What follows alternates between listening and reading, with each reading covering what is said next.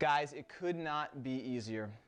Literally less than an hour. It took me roughly about 45 minutes to be able to knock out a plethora of food. I could have doubled that recipe to being able to feed twice as many people in our family, but we have 2 adults, 1 toddler that, yeah, give or take on the day, we'll actually partake in the recipes and the food that we're actually eating. You know how that is. The majority of that time is just sitting on your tail waiting for it to cook. The preparation is minimal. A couple of things that I want you to remember on these 3 specific recipes. Number 1, remember the sweet potatoes.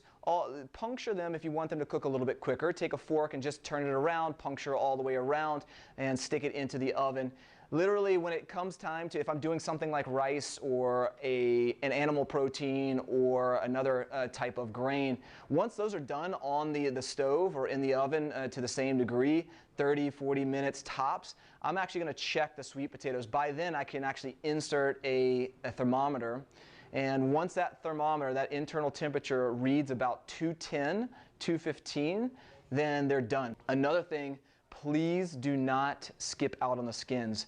You've got to have that fiber, that natural element, the things that are actually going to create that good gut microbiome. So, like if you throw carrots into the roasted vegetables, make sure you keep the skin on, especially if you're buying all organic. If you're not buying organic, you might want to peel that off with a good wash as well. Roasted vegetables, any ones you like. I think the best ones are going to be onions, broccoli, cauliflower, carrots. I like to throw some grape tomatoes in there for a little bit of sweetness. I like ginger. I'm a big ginger fan. That roasts up really well through the 450-degree oven. The vegetables are going to stay in for a hard 30 minutes. You can keep checking them, but typically 30 minutes is great. The sweet potatoes will stay in longer, more like the 40 to 45 minute mark.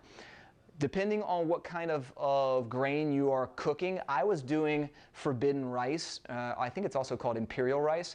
It's a black rice, got a real rich, nutty flavor to it. Fantastic. I'm gonna stick to the slow cooking process to really get the biggest benefit, the bang for your buck when it comes to the nourishment, the quality of your ingredients, and that's the name of the game, quality.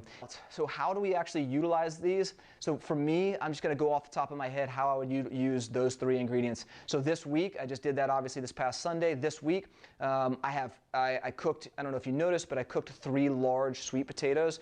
Those are mammoth sweet potatoes. And if I'm literally trying to gain weight, I'll actually eat a whole one. But from a maintenance standpoint, I'm just taking half of that sweet potato, so maybe like a medium to small sweet potato. I'm throwing a bunch of organic berries in there. I'm throwing some cashews, some other types of nuts, and really making that my breakfast or maybe a mid-afternoon snack. Sometimes I'll throw some almond butter or something in there as well to mix that up. Fantastic breakfast, fantastic for a snack standpoint.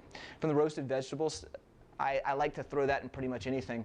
Literally for lunch, we were kind of skimpy on the fridge and the ingredients. I took eggs, it took 3 eggs, fried them up, threw those vegetables actually in there. Had that on as a basic poor man's omelet. I'll also do that on top of a salad.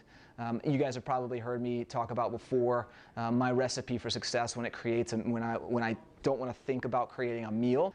So I'll throw those vegetables on top of my greens and kind of add in a little bit of flavor, a little bit of oomph on that. So maybe I'll do a half cup to a third of a cup of imperial rice, a nice lamb chop, salad with those roasted vegetables on top, you know, maybe some berries on the side, or, you know, throw some avocado into that salad.